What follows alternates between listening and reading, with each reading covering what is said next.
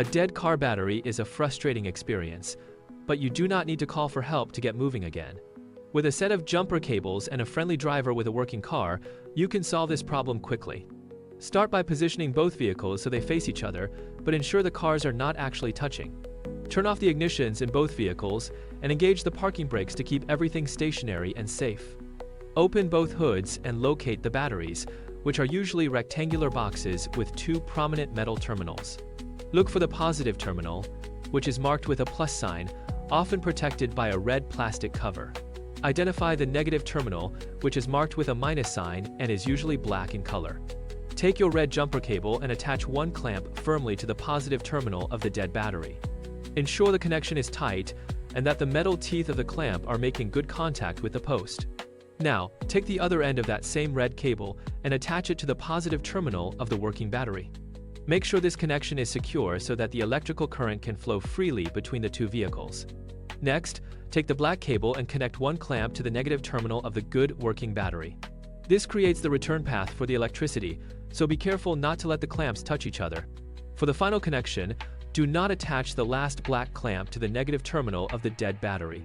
Instead, find an unpainted metal bolt or a sturdy bracket on the engine block of the dead vehicle. Connecting to a metal surface prevents sparks near the battery, which could potentially release flammable gases. Double-check that all your cables are clear of any moving engine parts like fans or belts before proceeding. Now, start the engine of the vehicle with the good battery and let it idle for a few minutes. This allows the working alternator to send a charge into the depleted battery, building up enough power to crank. After waiting about 5 minutes, try to turn the ignition of the dead vehicle to start the engine. If the engine struggles, wait a few more minutes to let the charge transfer continue before trying again. Once the dead car finally roars to life, keep both engines running for a short period to stabilize the charge. Now it is time to remove the cables, but you must do this in the exact reverse order of attachment. First, carefully disconnect the black clamp from the engine block of the car that was just jump-started. Next, remove the black clamp from the negative terminal of the vehicle that provided the initial power. Then, disconnect the red cable from the positive terminal of the vehicle that provided the jump. Finally, remove the last red clamp from the terminal of the car that had the dead battery.